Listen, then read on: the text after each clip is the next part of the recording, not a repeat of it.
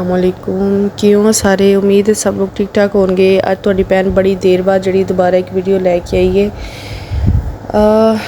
काफ़ी देर बाद वीडियो पा रही है। इहदा रीज़न भी मैं तुहानूं दस रही वीडियो के नाल ते अज मैं तुहानूं दस रही मैं बना रही गोश्त वड्डा जिवें टमाटर का पेस्ट है, अदरक लहसुन का पेस्ट है तो ये प्याज जोड़ा भी तुसी पा लिया जो तकरीबन 2 जोड़े प्याज ने वड्डे साइज़ है वो असी पा रहे हैं। नाल असी ऐड कर देंगे मसाले में तुसी जोड़ा पहले साबुत मसाले डाले जी जोड़े जिवें कि जीरा, दालचीनी, नमक, वड्डी इलायची। गोश्त की कहते स्मैल वगैरह भी होंगी है, इसलिए सानूं जोड़े मसाले पाने पैंदे विच असीं मिर्च जी थोड़ी पावांगे, नाल हल्दी, थोड़ा जिहा सुक्का धनिया जो तुसीं ऐड कर लो।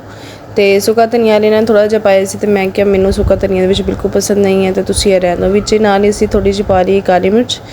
ऐ सारे मसाले जोड़े ने हो गए, तुसीं जोड़े दड़ी मिर्च भी जी भी पा लो, नाल तुसीं 2 कुछ तेज़ पत्ते पा लो। मैनूं तो बड़े सोहने लगदे ने विच पे होए तेज़ पत्ते। सारे मसाले जोड़े असीं इहदे अंदर ऐड कर देंगे तो इनू जोड़ा असीं प्रैशर च रखना है, इसलिए इहदे विच थोड़ा ऑयल जोड़ा असीं नाल ही डाल के इनू असीं बंद कर देंगे। इहदे विच हुण तुसीं पाना है पानी इन्ना को पाना है जिहदे विच जोड़ा साडा गोश्त जोड़ा ना गल जाए। ठीक है, पानी मैं तकरीबन पा लेने, 2 गिलास मैं पानी दे पाए ने तो जिहदे गोश्त डिप हो गया। हुण असीं वेट लगा के जोड़ा प्रैशर बंद कर दिता है।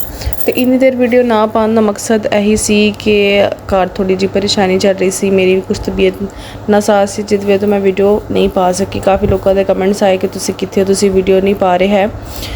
तो इंशाल्लाह हुण वीडियो जी तुहानूं रोज़ मिलिया करेगी, तो तुसीं जिहड़ा मेरा साथ देना, मेरी वीडियो नूं रोज़ देखिया करना, लाइक करना है, शेयर करना है। तो जोड़े मेरे पुराने ने वेखण वाले सबसक्राइबर उन्होंने बहुत बहुत दिलों शुक्रिया।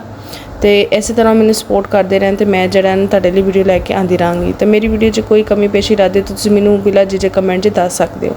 अच्छा, तो कुकर जोड़ा मैं वेला कर दिता सी, तो मैं क्या हुण इहनूं कढ़ाई दे विच पा के दी अच्छी तरीके नाल जिहड़ी असीं भुनाई कर लैनी। भुनाई करदे गोश्त दिल करदा कि बंदा इंज ही खा ले, लेकिन नहीं जी, अम्मी होनी कहंदे ने कि जोड़ा तुसीं थोड़ा पानी पा के जरा बरकत जिहड़ी इहदी वधा लो, रस मिसा रख लो। तो मैं जोड़ा ये पानी भी ऐड कर दिता। तुसीं चाहो तो भावें मसाला ग्राइंड करके पा लो, लेकिन तुसीं वेख सकते हो कि यह कितना मज़ेदार लग रहा है। तुसीं कुकर दे विच पकाओ, एक तो जल्दी पक जाता, मसाला भी जोड़ा जल्दी घुल मिल जाता है। तो हुण जोड़ा सारा गोश्त तकरीबन रेडी हो चुकी है।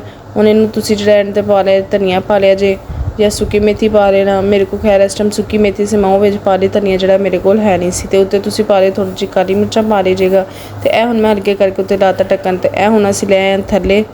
तो अम्मी ने मैं कहा अम्मी तुसीं चेक करके दसो किवें बनिया। अच्छा, यह घ्यो दा ऐ वे कि तेल भुनाई अच्छे तरीके नाल होई होए ना, तो गोश्त अपना आप मतलब तेल छड़ देंदा, घ्यो छड़ देंदा, जिवें कि तुसीं वेख सकते हो। तो जिन्नी अच्छी इहदी भुनाई होएगी उन्ना ही मज़ेदार जोड़ा सालन बनेगा। तो मेहमान वगैरह जोड़ा खाना खा के जा चुके सी, ते बादों जोड़ा साडी वारी आ गई। मैं कहा चलो असीं भी खा लैने आ। तो चलो ठीक है, दुआवां च याद रखिएगा। मैनूं तो तुसीं इजाज़त तक मैं नवी वीडियो लैके आ सका, उद तक अपना तो अपना ख्याल रखिए। टेक केयर, अल्लाह हाफिज़।